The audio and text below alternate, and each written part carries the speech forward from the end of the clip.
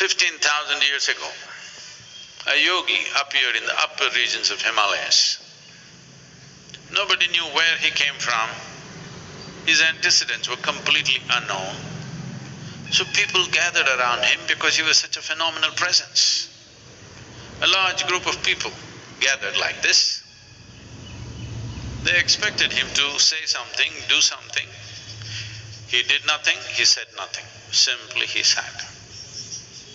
If I simply sat here for 2 hours, I can imagine. Within 15 minutes, those people in the last few rows, and they will slowly, still there is time for the cinema, let's go. If I said nothing for 2 hours, 90% of the people will be gone. If I said nothing for 6 hours, only a few hardcore ones will hang on, rest are all gone. Same happened to him.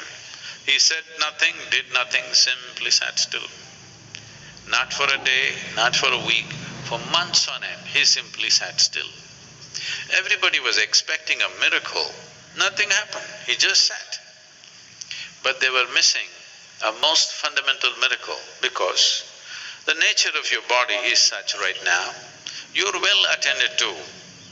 You had lunch in the afternoon and maybe you snacked in the evening and so that you don't fall asleep, you had a coffee and maybe you have something in your bag. So many things. All these things are being attended to, so this is fine. Suppose we just make you sit here for 4 hours. Sadguru, at least some water? Okay, drink water. After drinking water, can we just sit here, Sadguru? That one? Okay, do that and come. Sadguru, okay, if you give this, the next one, no permission. This'll just go. Or in other words, what you call as a body is a series of processes. Only if you're attending to them, it's fine. If you don't attend to it, then you see what a trouble it is. When you do not attend to the body, if you're hungry or why all that, people say, how long 1 minute is depends on which side of the bathroom door you are. From inside, somebody says just 1 minute. Outside, it's 1 eon, okay? So because this is the nature of the body. If you do not attend to it, it'll become so compulsive and get you into such big trouble. But here he just sat. He neither ate, nor drank water, nor went to attend to nature's calls, simply he sat still.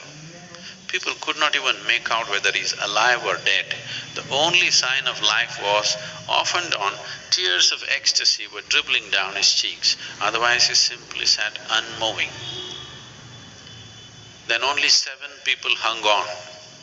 They realized the miracle of him sitting here like this, because if he has to sit here like this, he has transcended physical nature, otherwise you cannot sit like this. These 7 people hung on. Today we celebrate these 7 people as the Sapta Rishis. These were his first disciples of the Adiyogi. So this Adiyogi just sat there. These 7 people showed interest. He told them, this is not for you, this is not entertainment. But they said, no, we're willing to do anything. He gave them a few preparatory steps. They prepared for many years.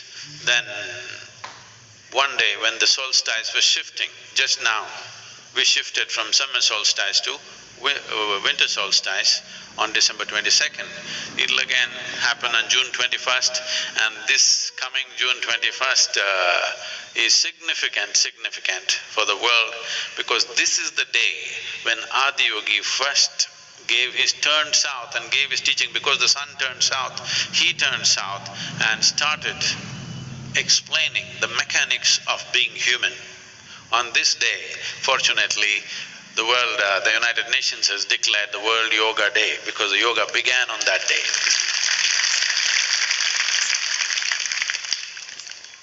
This incredible process of exploring the human mechanics went into the process. This predates all religion. when there was no religion on the planet, 15,000 years ago, he went into the mechanics of what it means to be human. And various aspects happened. He opened up 112 different ways in which a human being can attain to his ultimate nature. And when people asked, especially his wife Parvati asked, why not more? Why only 112? Then he said, if you are rooted in the body, there are only 112 possibilities. If you transcend the body, how many atoms there are in this universe? That many doorways are there if you're willing to explore it. But if you're rooted in this body, there are only 112 ways. And the whole yogic system subscribes to this even today because nobody has found more ways. Any number of yogis have explored in a million different ways, but there is no other doorway. In this body, there are 112 ways into which you get there. So for this, how to generate this, how to make this work the way you want it. So this whole mechanics, he started, Adiyogi explored for many years, and he gave this elaborate knowledge to the world, and then asked these 7 people to go in 7 different directions in the world. One went to Central Asia, another went to North Africa, another went to South America, another went to Southeast Asia, one came down to what we call as the Indian part of Himalayas, one stayed with him, and one more, who is very important for us, Agastya Muni, came down south. He is known as the father of southern mysticism because he did not spare a single human habitation south of the Vindhyas. In the Deccan Plateau, he made sure every single